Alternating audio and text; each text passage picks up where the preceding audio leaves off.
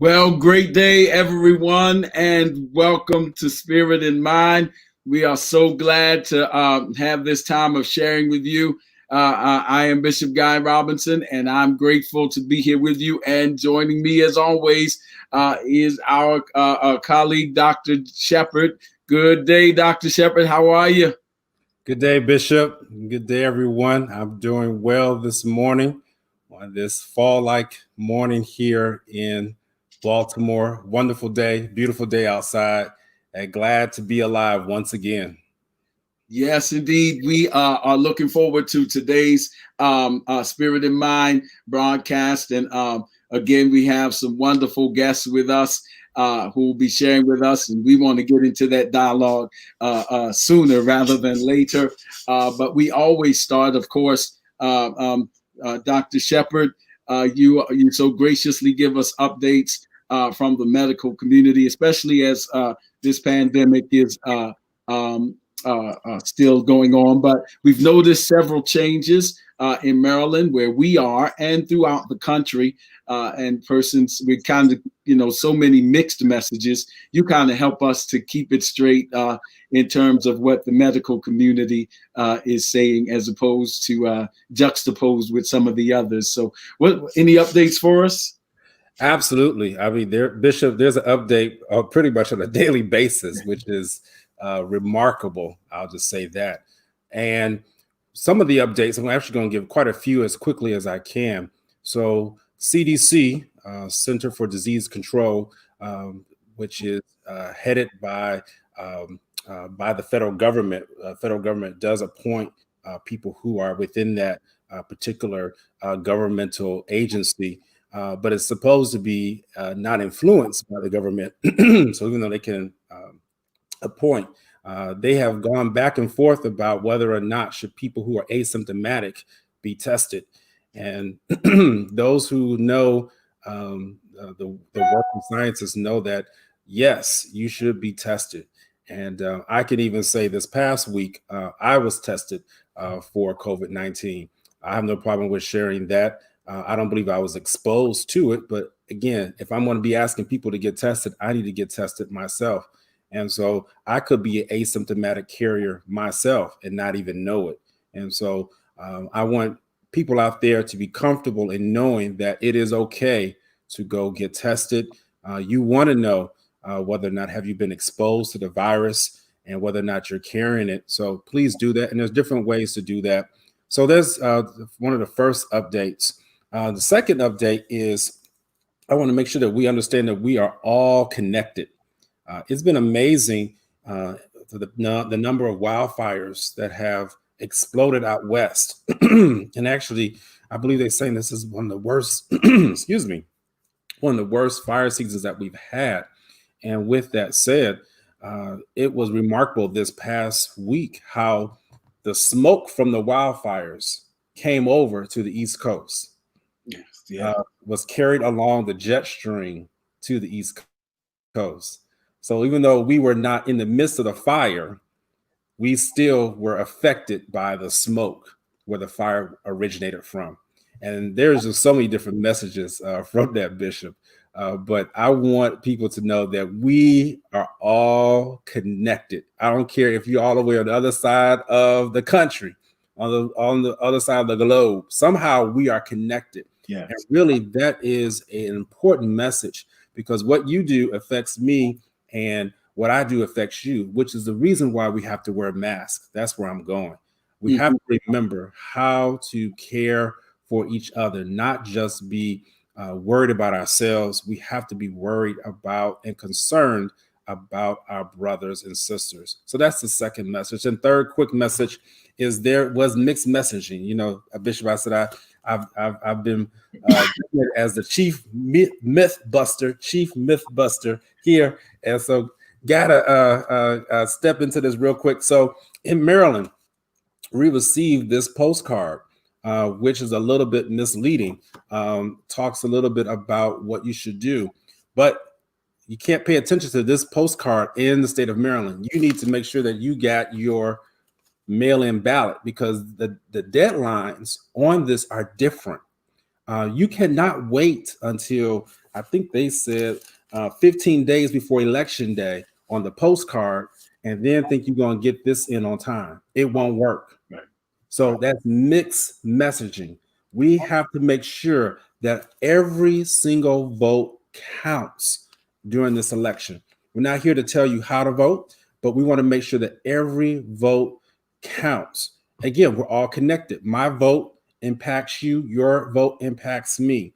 But if we're working together to make sure that all votes are counted, in the end, we will have to live with the results. So those are the three things I wanted to state to you, everyone, today. Please, please, please be mindful that we're all connected, and let's do our civil duty. Thank you, Dr. Shepard. That's such an important update, as you said, because there's so many different narratives being generated. And even this week, there's some discrepancy, apparently, between the president's message and the president and the head of the CDC. The president accused him or said he must have gotten confused with regard to the release time of an antidote.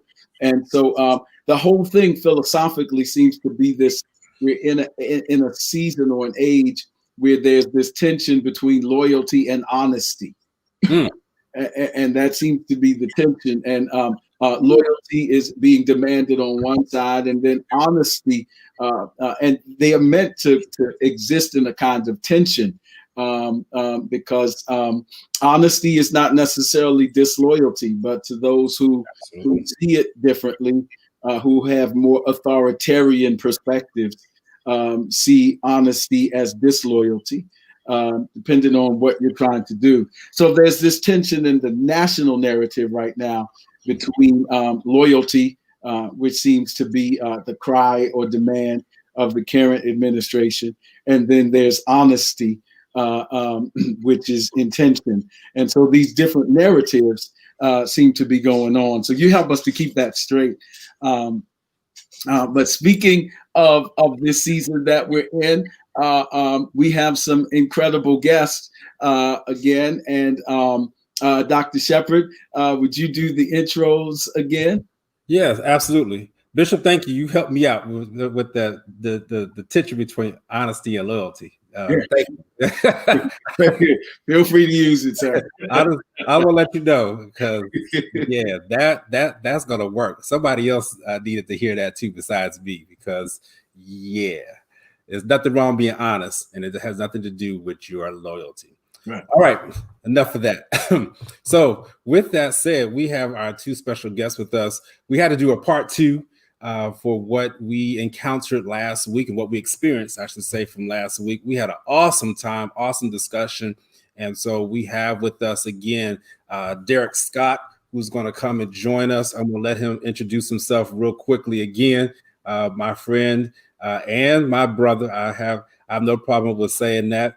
And even rival. I told him I put this sweatshirt on because, yeah, the HF community is in the house, which is against where he went to high school.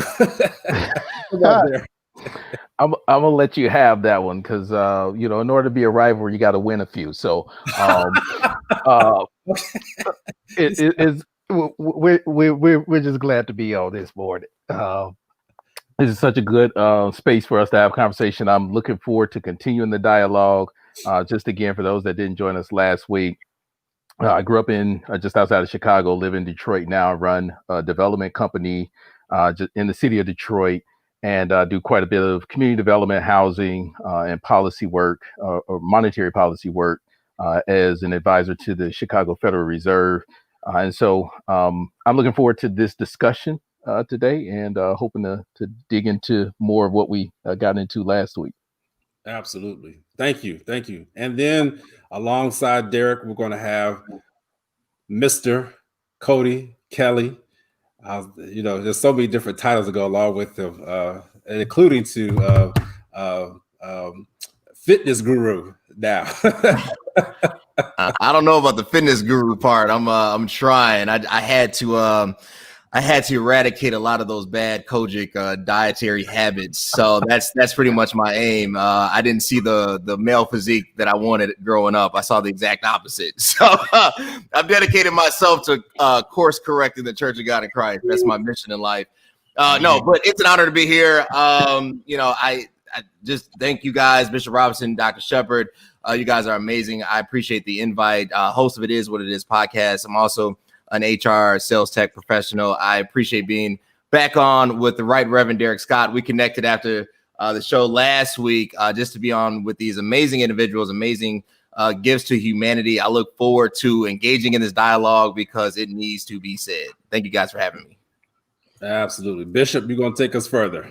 Awesome. So again, and we want to thank everyone, Sister Selena Allen and Deacon Anthony Rhodes, Mama Laverne Jones, Minister Elaine Copman, and Cynthia Hackshaw, Diane Sanders, Mia Rhodes, Angela Pinckney. Thank you so much for being a part. Everyone, the Spirit in Mind family that is with us every week, and others that we too numerous to name, but we're so grateful that you're with us today. So let's get caught up a little bit as they do in series previously on Spirit in Mind. So here we go.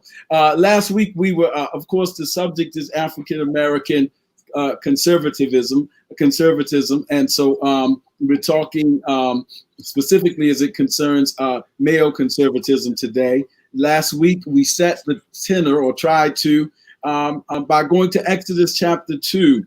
And we told the story just briefly of Moses and that narrative. Moses is a fascinating witness because he is Hebrew by ethnicity, but he is enculturated, fully immersed in the Egyptian palatial surroundings. He's raised by Pharaoh. And so he identifies, yet still ethnically, though, because as Providence would have it, he's nurtured by his mother in Pharaoh's house, whom scholars believe gave him some connectivity to his ethnicity by being able to be under her tutelage. And so he identifies with his Hebrew heritage, if you will, but he's enculturated. The Bible says in Acts 7 that he is learned in all the ways of the Egyptians. So he is fully immersed in Egyptian culture. And to that degree, he's a beneficiary of an education, of a certain diet, and of a certain experience that separates him experientially from his brethren. And so one day it says he looks out and he sees them fighting. He sees a Hebrew being beat by an Egyptian. And the question that it raised for me on several levels, Dr. Shepard, said he got involved. And I was wondering, in the existential sense, does he see himself? Is it a projection? Because he's both. He sees an Egyptian and a Hebrew in an altercation. He's a beneficiary he's actually a beneficiary of living and being enculturated by his oppressor. Yes. And so there's some benefits that have come to him by way of that. And at the same time, he feels the tension and sees the issues that are there. And so then the interesting thing that I forgot to mention last week, just to kind of set the framework, is it says, so he looked both ways and then he made a decision and he attacked the Egyptian. And here's the interesting thing. It says, and buried him in the sand. And I just wondered, did that have any Freudian psychoanalytic significance? Because both are him, but he buries one. And just when he thinks that he has buried it, the repression, which literally means I press it down and it comes back up. And so the next day, what he thought he had buried comes back up. And so it just kind of raised some psychoanalytic things with the subconscious and all of that. So Dr. Shepard, you can expound upon that exegesis attempt, but he buries a part of him only to have it come back up. And then he says, surely this thing is known. And so that just raised questions for me. does that have any existential relevance to the situation of what it is to be an African American? Um, beneficiaries in some ways of the context in which we have been raised, but at the same time, aware of the plight. And we see that. So that just kind of is why we have our guest here to talk about some of the ways we've been beneficiaries and then some of the ways that we can see the injustices and in what ways we identify. How do we navigate with this this reality that Du Bois called double consciousness? So we can talk about recent events that have happened this week, Dr. Shepherd, or if Elder Scott, you want to jump in, or Brother Cody, it's just out there. It's all on the wall now. Dr. Shepherd, take us from here. Yeah, well, Bishop, you said quite a bit, so so I know these brothers are chomping at the bit, and so that which is great. And I'm just going to set up something that again just take a little bit even deeper, a deeper dive, as they say. So Bishop, absolutely. If you ever see me writing down, it's because I'm writing down so I don't forget. So Bishop, you were asking, are we benefiting? We being the African American male and the African American people, are we benefiting from being part of the same group that has been oppressed? That's that's how I worded it. And I tell you, Bishop, that is the struggle for any Black person that is trying to achieve at a certain level that is different than from their upbringing. And then even have to be careful with that, because all of us were brought up very differently, even within the four of us. I was brought up in a neighborhood that was primarily white, a white Jewish neighborhood. And then I attended church that was in Cabrini Green for 20-some years, 23 years. So I can remember very clearly how I was going to school and attempting to educate and be the best that I could be. And yet I would get to a place where I saw people who looked like me, and they talked about me for wearing my clothes a certain way, for speaking a certain way, for not adhering to certain quote unquote norms. And I remember that very clear, and not knowing how to be able to handle it. And when I would get to those places, I would try to bury who I was because I was not comfortable. So Bishop, you have spoken to so many different areas to people right now. And I just needed to highlight that because there are people right now, and I want people to hear me, that if you're not comfortable in who you are, could it be that you're trying to hide the true you, the true identity? And I want to let you know, there's nothing wrong. You should be accepted for whoever you are. There's so many people who are trying to do things that they were not called to do or not called to be. So don't want to digress too much on that, but I hear you, Bishop, because I really do believe that sometimes that struggle, I even wrestle with that often. And so I'd like to hear how our two guests are handling that as they are continuing to excel. Derek didn't say this, but I remember Derek was a awardee of the Bill Gates Scholarship. That was a huge deal, and he can even tell you about that. And so, Cody and all his entrepreneurship and things that he does. So I want to hear how you're balancing that within the society that we're living in right now, and then we'll see how we're going to handle that within the church world too. So if you can touch on both of those. Hopefully I made my question clear. Derek, why don't you start? Wow. Bishop, you threw that out, and I had to work out some stuff in my own mind real quick because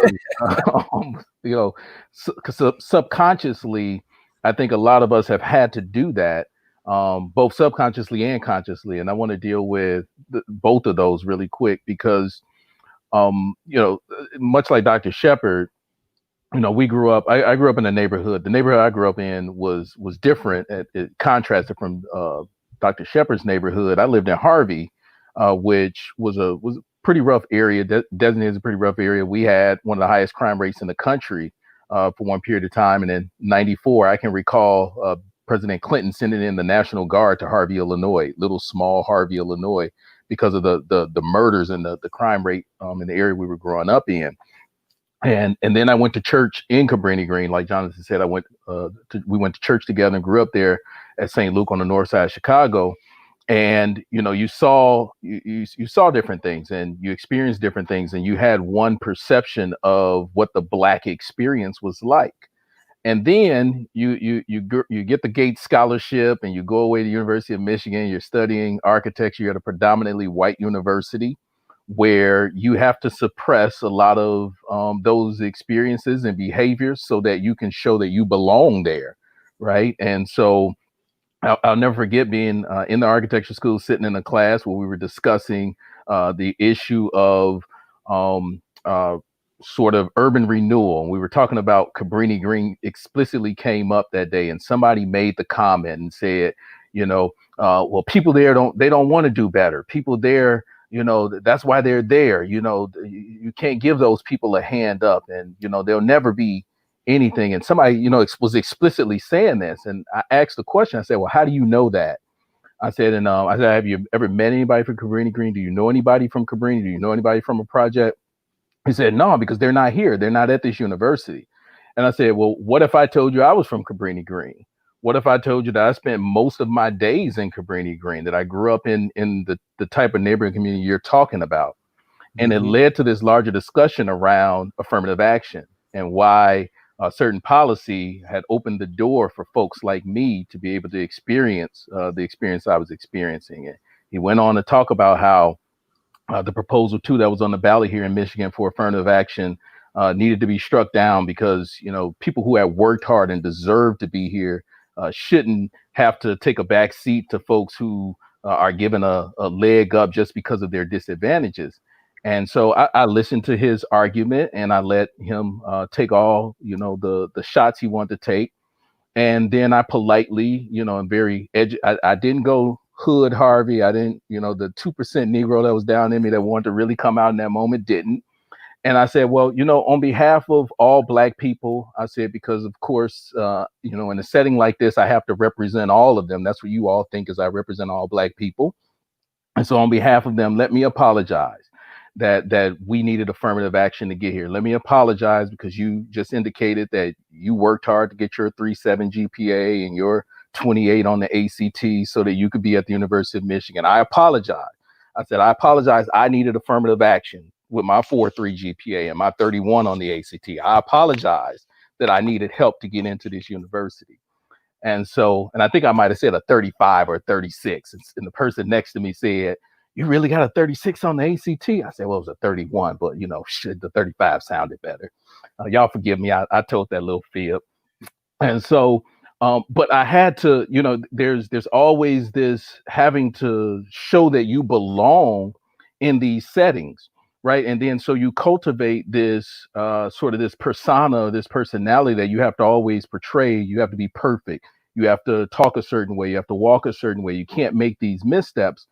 But then you have to turn around and bury that person in the sand when you come back into your own cultural context, your own social context, because now you're too white. Now you're too educated. Now you know too much. You're too bougie. You too, because you shop at Whole Foods. Now you bougie. You don't shop at Aldi no more. Well, maybe I just prefer to shop where I can get some healthy food options. And so now you all cultured and you bougie and you don't belong here. So there's this tension that strikes up of when do you bury that person, right? And which person shows up. And I'm always conscious of which person walks into a room with me, right? And which person do I allow to have the most dominant personality in that setting? And the challenge with that is that even though you may be able to suppress that personality, other people will always remind you. Right. And so, you get into a lot of these political settings where we sometimes, allow a lot of these candidates, we penalize them for moments where they had to suppress their Blackness so that they could prove that they belonged. And we go back and we look at that record and we say, look, see, they're not black enough. Not knowing that there was a struggle to get there. It was a struggle for me to get to the table and actually have a seat where I could have a voice to represent my people, or to represent the challenges and the issues and the social struggles that I know exist and are commonplace with people from where I've come from. And so that tension never goes away. In the higher you climb, that tension sort of follows you. And then you've got to bring sort of you have to bring your religious views along with that, right? And your conservative views on certain issues that sometimes come off as offensive. They're not your faith position. They're just offensive, right? They're hatred. That's a very bigoted response. And, that's very callous. What kind of God would show that type of love? And so now not only are you a sellout, but you're also somebody who is pushing an agenda of something that is not mainstream and something that's not widely accepted. And so it's a constant tension that never really gets resolved, and requires you to take the effort of saying, every morning when you wake up, who am I in the space that I'm walking into today, right? And if I take a position on something, am I okay with being ostracized for having such a strong conviction and a strong position? And I've chosen to go with that latter, with saying, I can't deny who I am, my background, all the things that have shaped me to this point. And I have to carry those beliefs into my workspace, into the voting booth with me, into the places of worship that I choose to be in, and in every other area and arena of life. And so those aren't things that we can separate from our unique experiences. Powerful. Please, Brother Cody. Awesome. My bad. My mic was muted. Derek, if I was you, I would have slapped that guy. I'm gonna just be honest with you. That my south side of Chicago would have came out and just hauled off. And if I didn't slap him, he would have got cussed out for real. Back in the day, that was a long time ago. That was scholarship. No, I was trying to stay sane. Right. That's right. Right. At that point, I wasn't trying to see the cross. He would have got there. But anyway, so I think Derek hit it on the head. Just a little bit about me. I grew up in Orland Park. So we're talking about, especially in the early 90s, a suburb that was 99.9% white. It was literally me. My grandparents were the first. There was 2 sets of black families that moved out there. So, I had to go through that Jackie Robinson experience. And when you're young and you're thrown into a culture that's not your own, you're not aware of it, right? So I didn't realize what being black meant until I got to around 6, 7, 8. It was like a Valentine's thing in the school, and everybody was, this is early 90s, guys. So everybody's putting, Valentine's Day cards and whatnot, and, would you be my Valentine? Cute kid stuff. I don't know if people do it today. But this young girl, this would not accept my card. And, I was frustrated. I was like, she won't even let me put it in the little box. And then one of her friends came to me and she was like, yeah, because her dad is a racist and because you're black, she's not going to like that. So like I had to tell my parents what that meant. Like I was crushed. I was like, what is this essence of being black meant? And so my father had to speak with me, had to get, set down. And, my dad, just a little bit about him, very militant, super conservative, but, grew up Catholic, but kind of transitioned into the NOI, so, I mean, he came back, became a elder and whatnot in Church of God of Christ, but I mean, he's very conservative, right? Very militant. And, when my grandfather found out about it, that was around, of course, it's Valentine's, so it's February. He asked Mammy Till to come to our church to speak. So you're talking about an 8-year-old now meets Mammy Till, the mother of Emmett Till, and now I have to hear the story of Emmett Till. So the first awakening of black consciousness is that somebody like me around my age got killed. So you're talking about being just traumatically destroyed. And then from that, I had to carry the weight of this could cost me my life. When I go to school, I'm black, and what that means.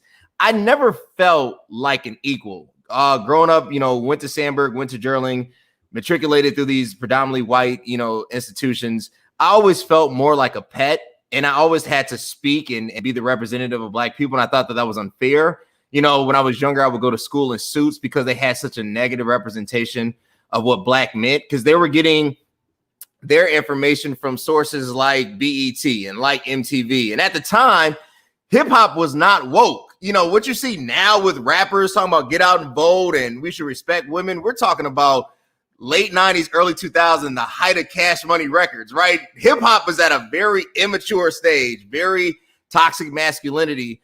And that is what they thought blackness meant. So when you're trying to disassociate yourself from that, it's like, no, that's not what black, that's an aspect of the black experience, but that's not the true definition of what being black is. It was rough.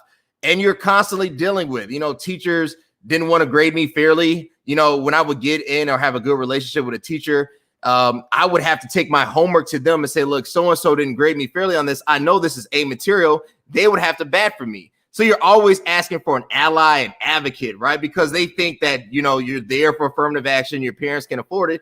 And it's like, at the time, both my parents were like high ranking, you know, levels within the company. My mom was VP over this logistic company. You know, then she meant to become a VP of Kraft Foods. I'm like, we can afford it. I live out here not because of some grant or some affirmative action. It's because my people can afford it.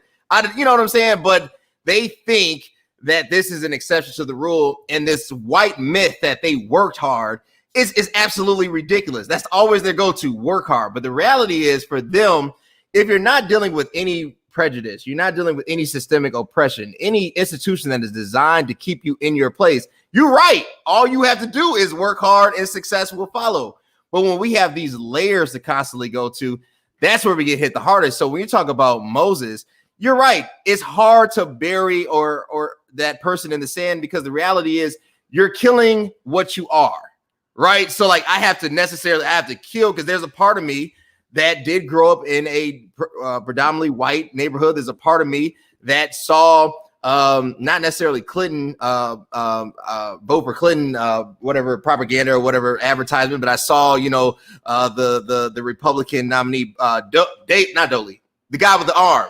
Dole, that's it. I got the arm. I should erase that. But you know, I saw really a headstrong Republican caucus, and you realize that's what you've been fed the whole time. And then when you get to Loyola, you know, I ended up being got my undergrad from Loyola, got my grad from MBA from Keller.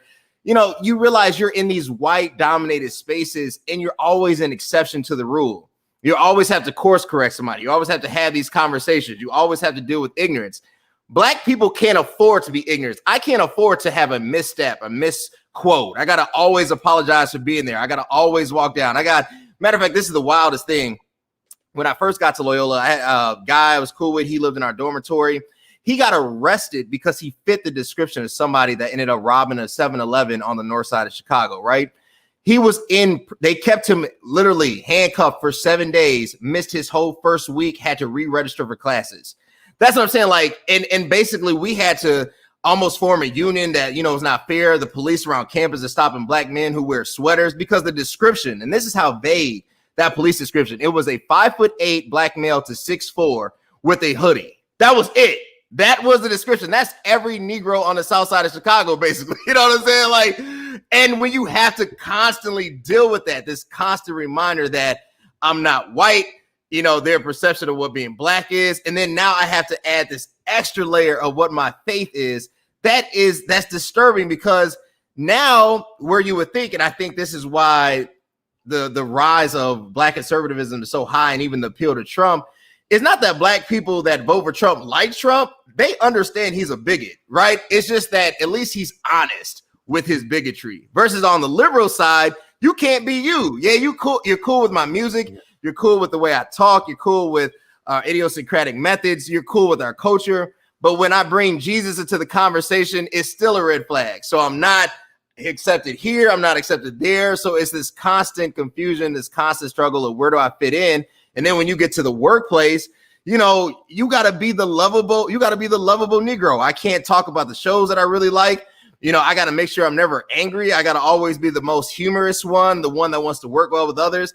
I can never just be human. I had to get to a point in my life. If I can't be me, I don't want to be a part of it. I'm going to be honest with you. I don't have enough energy anymore to fit into somebody else's consciousness of what I should or should not be. If I can't be Cody Kelly, I'm not being anything at all. But there's definitely a struggle. I think the struggle with Moses is probably the plight of all Black men in America, is that even when they pick you up and you're raised in Pharaoh's house, and I was reading on Josephus, he said that the daughter of Pharaoh was barren and saw Moses kind of as this gift from the gods, and it was more of a pet, and he was never really accepted by the Pharaoh at the time. That's what our plight is. To them, we are a pet. We are a poodle. We are that little cute dog in a bag. And when we grow up to be a big dog that needs restraint and that needs a chain, that's when we get put down. So that's pretty much my experience in that issue. Wow. Fascinating. Wow. Brethren, thank you, because your experiences I see how it's merging in this identity formation and confidence, even being reared in these two different ways. So now, if just to kind of stay with the theme, since we're talking about Moses, what is interesting with that is that he is yet a beneficiary, as we said. So much so, not to nerd out on it too much, but there are certain things that even in his time in Pharaoh's house seem to have some providence that benefited his ministry. There's certain educational presuppositions that we make, that Moses knows how to build a tabernacle.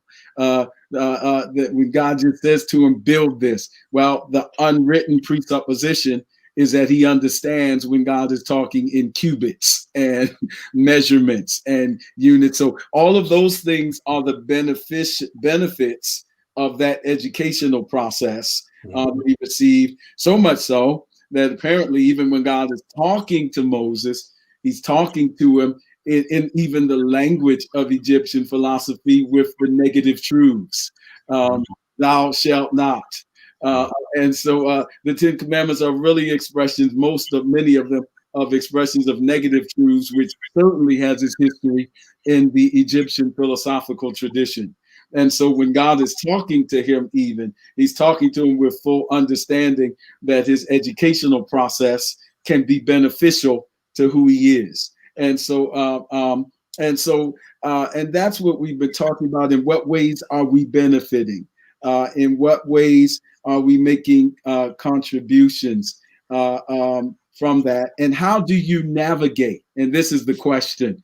And Dr. Shepherd, you can help us out psychologically, but here's the question: how do you navigate in that our situation is different? The eventual outcome for Moses, actually, we're quoting from the book of Exodus, which means to leave out.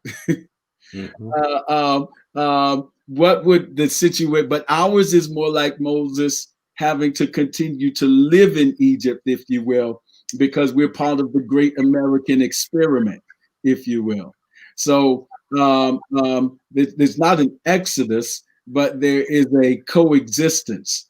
And what things need to happen for coexistence in the American melting pot and experiment and all of the other metaphors that are used?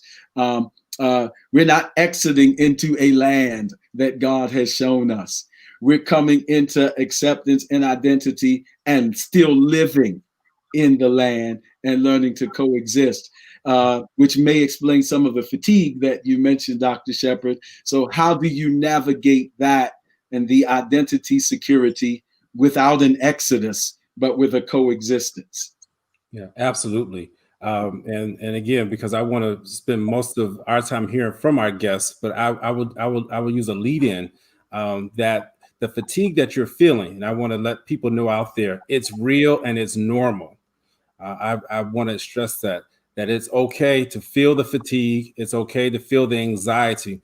Bishop, we were talking yesterday about the death of the Supreme Court Justice Ruth Bader Ginsburg, and how so many people have now on their social media posts have just expressed, oh my God, what are we going to do? They've expressed the anxiety, they expressed the fear and just the regret and just so much, if you go just over the last 24 hours, it really lasts 12 hours because I think it's just less than 12 hours that she was announced that she was dead. It's just amazing. So I want people to understand that it's okay, number one, but it also speaks to what we're talking about today, because as a Black person, there's so much that we're struggling with as to, yes, Justice Ginsburg represented liberalism and she represented opportunity. But yet, when we look at the different things that we are taught within our religion, it goes against what we have been taught in regards to sexuality, gay marriage, and just so much. So as a Black person, again, you feel that tension. And just like with a rubber band, you keep stretching it out long enough, it's either going to stay stretched out or it's going to snap. And what I want to let people know, we can't snap right now. So I want to hear from Derek. I want to hear from Cody. As how are you managing and throw in how we're going to manage during this time, this next 45 days of managing the tension. And to be truthful, it's going to be longer than 45 days, because even after election day, there's going to be a ongoing. And I'm really praying that the agitation, that's the other word I want to say. A lot of people are irritated and agitated, and that is okay too. But we have to learn how to be able to manage that. That's not for necessarily this show today, but we just want to highlight the stressors that we are feeling. And we want to hear from Cody and from Derek on how they're handling it and what do we do, what we need to do to move forward in this season. So Derek, sure. Come on, let's go. I think we're Cody, let's go. Okay. I think when it comes to benefiting, nobody on this show cannot accept, or nobody on the show can basically disavow the fact that America has provided some opportunity, right? Usually in the fields or in the arenas of entertainment, of arts, culture. I think for the Black experience, our bodies have always been accepted. Our music has always been accepted. Our culture, as long as it's presented in a way of entertainment, has always been accepted. That's why athletes are so held. That's why you can root for a Black quarterback and yet boo when they stand united, like the Kansas City Chiefs. That's why you can root and say Michael Jordan is the greatest, basketball player of all time, though I personally believe it's LeBron, and yet at the same time do not believe in Black Lives Matter. It's why you can sexually attract to a woman of color, to a Black woman, and yet have racist tendencies. It's because the reality is our essence or our presence here has always been a sideshow. So we've benefited. We benefited educationally. We know, like Bishop Robinson brought up, we understand the parameters of thought that they have taught us. Not that necessarily their education is better or they're endowed with this gift of educating the world, because I think that's a European myth as well. But at the same time, we have benefited.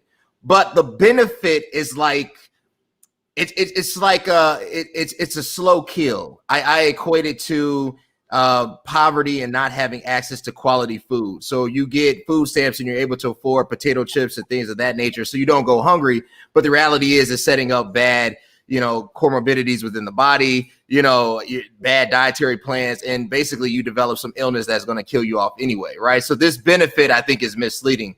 For us, we coexist because we don't have a choice. We don't have anywhere to go, really. I mean, when our fellow human partners that come from other countries, when they come from Yugoslavia, when they come from Mexico, when they come from any of the Eastern European countries, if things don't work out here, they're allowed to go back home. But where do we go to? So we have to get our DNA mapped out. We have to understand what tribe or what part of Africa we come from, and then what tribe we come from. And even then, that's still not enough. How many of us have actually made a trip to Africa? If you gathered a bunch of Black people in the room, I guarantee you it's less than 10%, so without having a home to go home to, we're forced in the situation that we have to coexist or we can't survive. So it's always a survival mode for us. Everything we do is based off of survival. Now we do that because we have the love of Christ in us and we understand the fellowship of humanity and that God created all. So because of that, we don't harbor these hatred and bigoted feelings. But to say that we don't feel this understanding that they don't want us, we do. And especially with white evangelicals, I'm going to be honest with you. I'd rather deal with a white agnostic atheist, don't believe in God, a God, higher power, supreme universe, than a white evangelical any day of the week. Because what I have found out in my experience is that white evangelicalism is white supremacy cloaked over the cross. I'm just not convinced. I'm just not convinced. I don't care if it's Franklin Graham. I don't care who you say. I have not heard one of their leaders speak out and speak up for us. It's always an add-on. It's always, well, yeah, we got to understand we're all connected. No, stand for your black brother and sister in this time and forward. Don't be not racist, be anti-racist. So for us, our beneficiary or our benefiting from this country is the fact that, yes, we are allowed to prosper in certain fields. When you get into other fields that are not traditionally held for us, then you will have to prosper in a way of tokenism and assimilation, right? So you can be who you are and put out the WAP song, and that's totally fine and go viral in a day. But if you decide to do anything that we don't want you to do, you have to do it under our guise, our parameters. And then from this, you have to learn how to coexist, always understanding that the American culture really does not have you in mind. So you have to do this process of assimilation that all of us here have done in some way, shape, or form. So coexisting for us is because we lay down our pride, we lay down this hurt, we lay down this pain and this pressure, and we give it to Jesus, and he allows us to take on this abuse each and every day. And that's hard, and that's why you have a lot of black millennials who don't want to go to church. That's why you have a lot of black agnostics, is because we cannot dismiss the fact that this faith that we so held comes with a point of submitting unto our oppressor.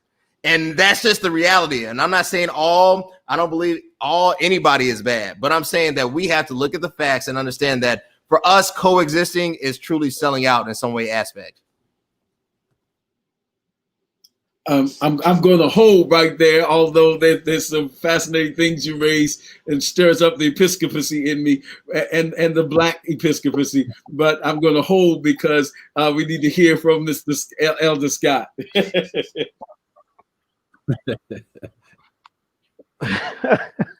Well, I think so. I'm going to take this approach. I think there's three paths, right? So in Bishop, you sort of laid out the first one as sort of the one that we've dismissed as being a formidable option, which is the idea of an exodus, right? And if we go back to Garveyism and Marcus Garvey, he argued that blacks should truly make an exodus, right? And that there were opportunities to create our own wealth systems and our own paths, and that if we did exodus, that there would be a distinct impact that it would have on the American economy and on countries that we exodus from.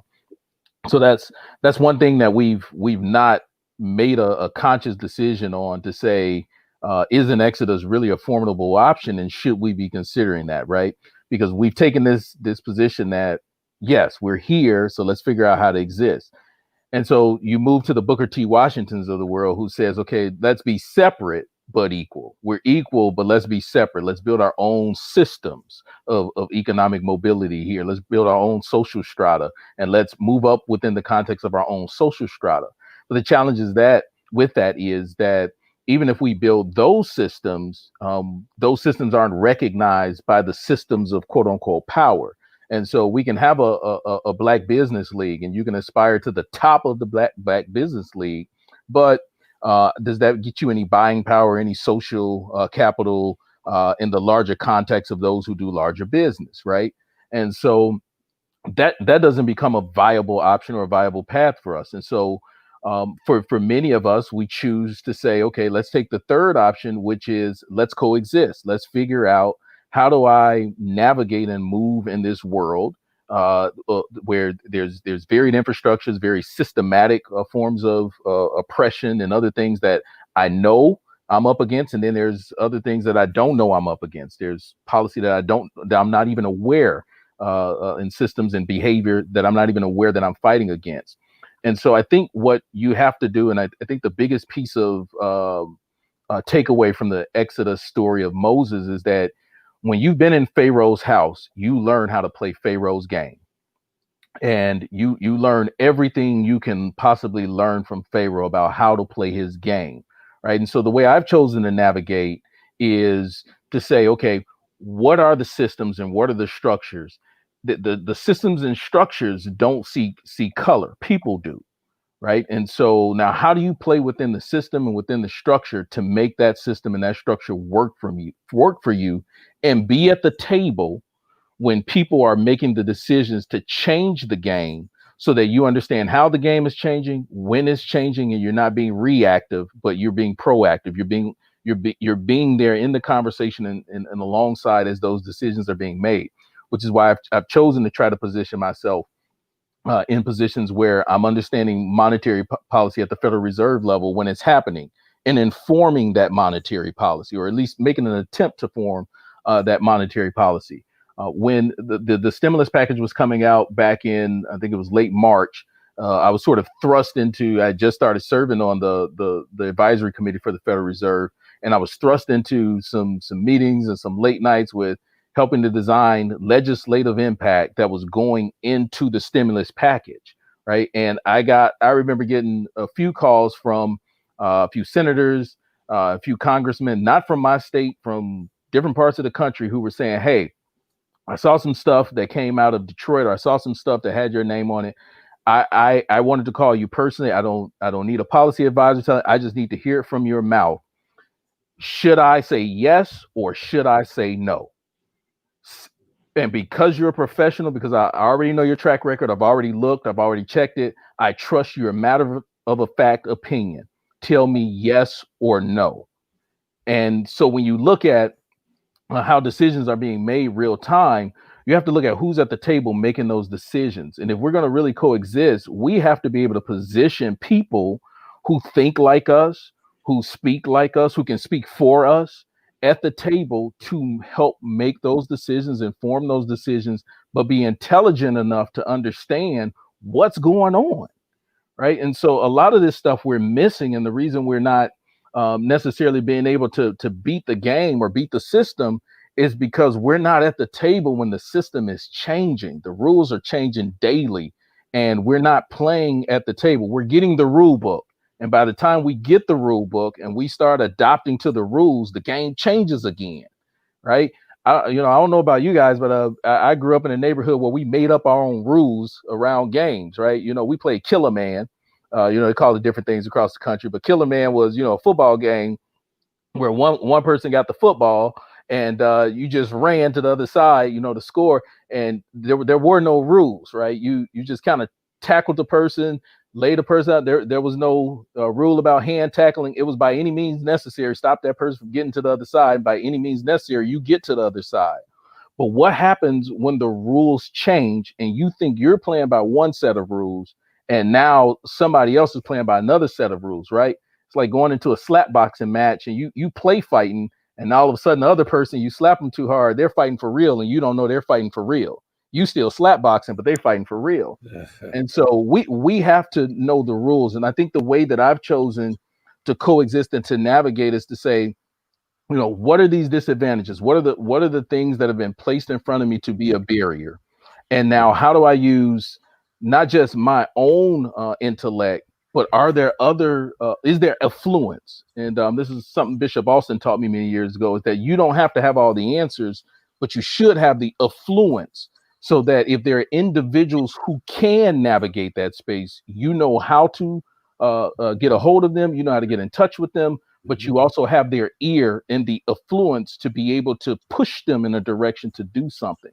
And unless we use our collective buying power and our collective voice to be able to push people in the same direction, I think we're going to continue to find ourselves not coexisting and not finding policies and other systems that help push our agenda.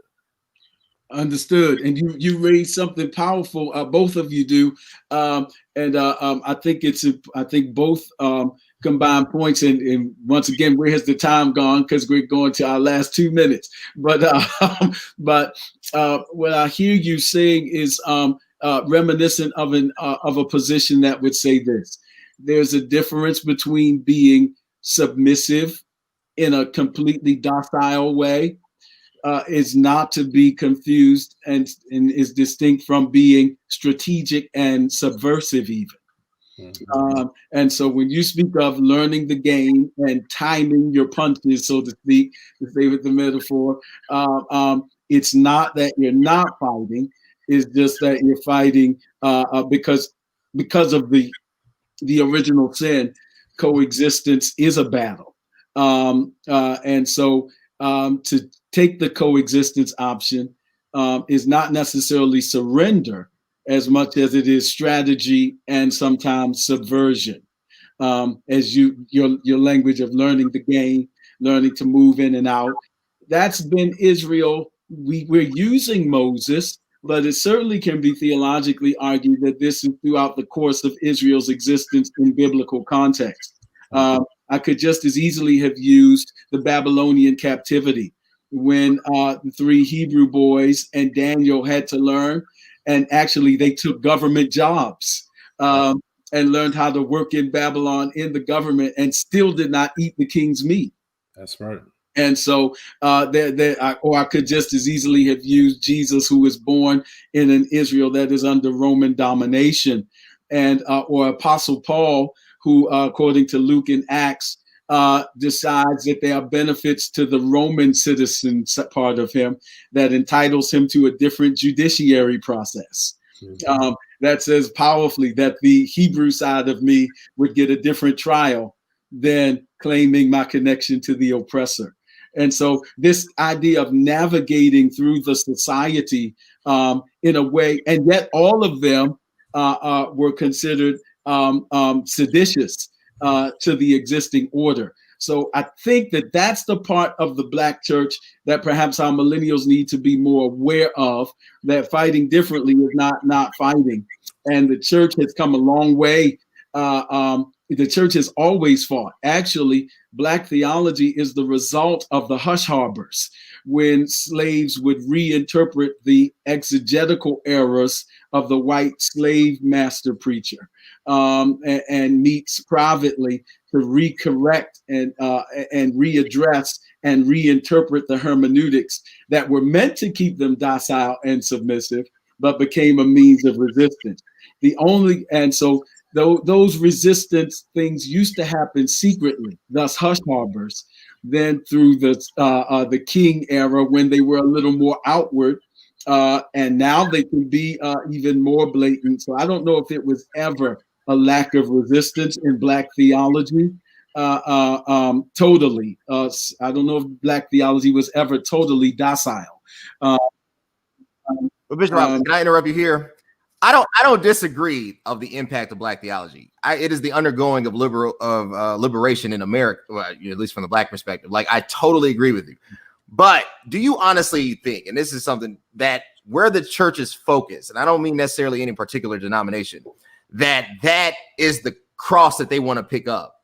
Like, to me, when you see it, or at least the presentation of it, whether it's TBN, whether it's the Word Network, when you see these mega pastors, that's not even a conversation most of them are having. And when they do, it is only, I think, out of appeasement. It's never an ongoing struggle. Like, I'm not saying they represent us, but because they're out in the spotlight, do you honestly think, and wholeheartedly, right, that the Black church or the Christian church, however you want to frame it, is really dedicating themselves to the cause of social justice, to the cause of true equality, to the cause of correcting whatever this is, right? Or do you think it's an attempt to get back to business as usual?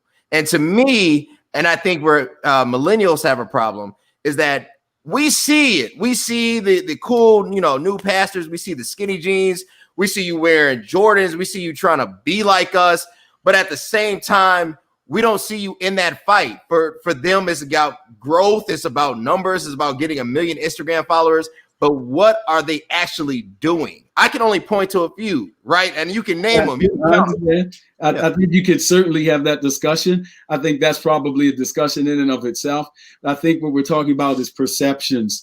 And I think there's a difference between perception, and there's actually a significant amount of recorded data that suggests several. And I stray from extremes on either side. I'm not the anti-millennial, nor am I the absolute proponent of the flawlessness. I think the church is the body of Christ, and certainly the body of one who was whipped and is certainly able to take some hits. And so I don't think we're above or beyond critique. That's how we get better. But I do think that that consideration should be given to the significant methodology research that has been done to show the actual data to distinguish between our emotional reactions and perceptions. And so when you look at the data, there's considerable data that suggests that the African American church has been advantageous to the African American experience, more so than it has been detrimental. I shudder to think where the African American experience would be without the Black liberation theology and the interpretations that have given hope. And I think we would be much worse without it. Moreover, there's also data to show correlation between a less church society, if you will, and increases in depression. And so if not that, then what is the solution? And so I just think we have to be careful not to throw out the proverbial baby with the bathwater. And so sometimes our discrepancies and frustrations have more passion than our proponent's language. And so certainly understood, because we speak from a place of frustration. And I think we perpetually feel the words of Fannie Lou Hamer of being sick and tired of being sick and tired. And so I think that notwithstanding the emotionality of that, I do think that's important. And I do think that's probably a great discussion to continue. I don't think we'll do justice to it in our expired time now, but I think that both of those live in tension with each other. And we get better through the critique. I just don't think the data, in fact, I know it. The methodology and the research suggests that we don't want to discard that.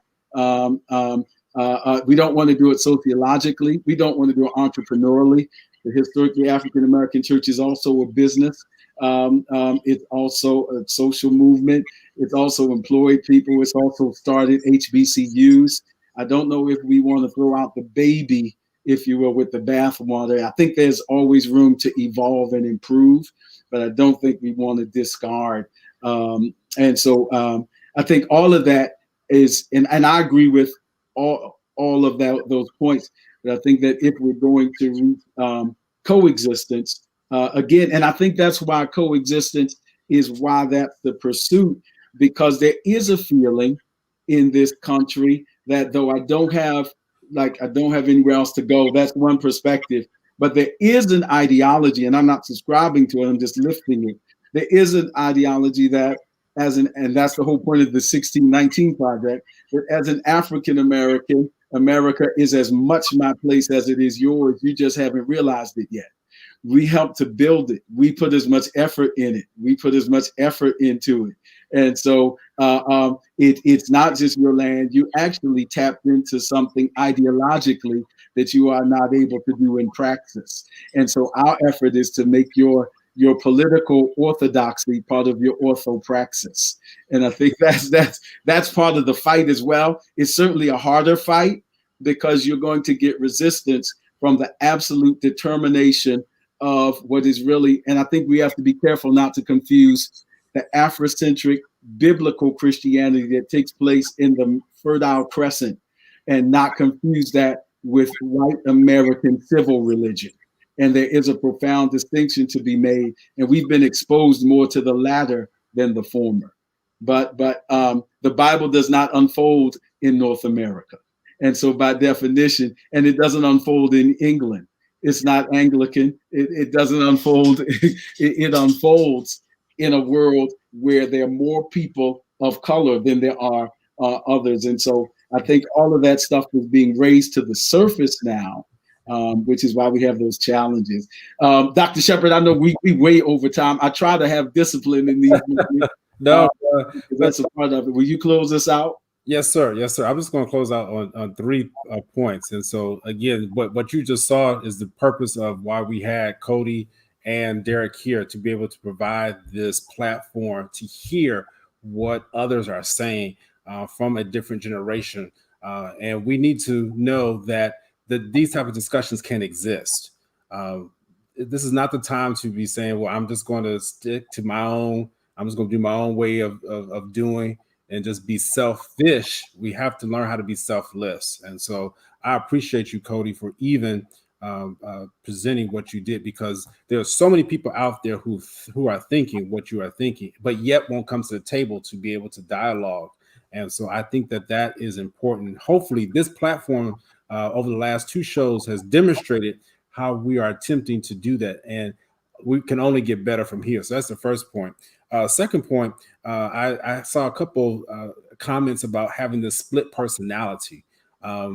You don't have to have a split personality. This is not split personality. You're not bipolar if you're in the middle of this struggle. I just want to make people aware and calm that down. You don't have to live one way over here and then do something different. Be who you are. We already said that earlier. That's not split personality, you all. That's not bipolar. We say things that we really don't truthfully understand, and then we speak that over ourselves and end up now having to handle things that we really don't know how to handle, and really actually are now handling because we spoke inappropriately.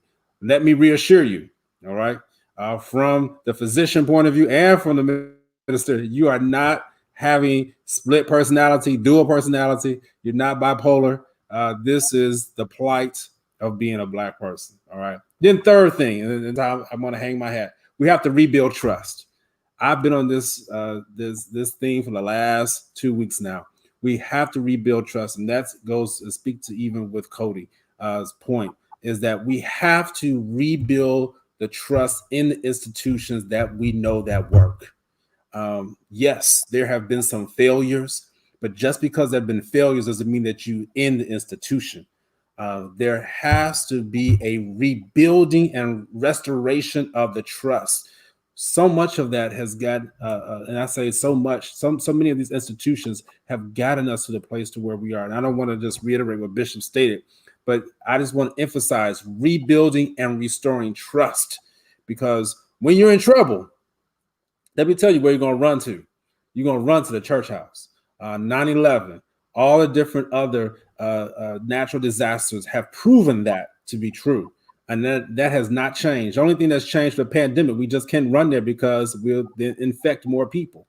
And we had to shut the doors. So I'm just asking everyone out there, let's rebuild the trust. Let's restore the trust. How do we do that? Well, we first got to participate. We got to continue to practice those principles that those institutions have taught us. And when I'm referring to the institution, the church, Bishop Austin, and Bishop Robinson, we refer to him often, myself and Bishop Scott, Elder Scott, because he's taught us so well. Read your Bible, fast and pray, and stay with the saints. If you learn how to do that, you will be so much better. And so I want to end with that because we are a Bible believing Christians over here on this particular platform. Read your Bible, know God's word, fast and pray, and then stay with people who are just like you in their thinking, but don't be afraid to step outside and listen to what others are saying so that you can continue to strive toward perfection. Never be within that clique, but you want to make sure you got some good folks around you who can pray you through, because we need it during these times. So those are my concluding words. This has been awesome. Yeah. Man. Yes. Woo. Thank you for joining us, and thank you for staying with us, everybody, for this extended edition of Spirit in Mind. We're so grateful to Brother Cody Kelly and to Elder Derek Scott. Just a great meeting of minds, and we only get better through dialogue like this that addresses what's affecting us today. Elder Scott, thank you for being with us today so much.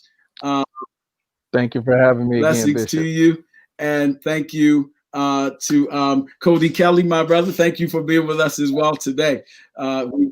This has been a great moment, Dr. Shepard, and thank you everyone for watching Spirit in Mind. We're so grateful for you, and please tell somebody about us and join us again next week.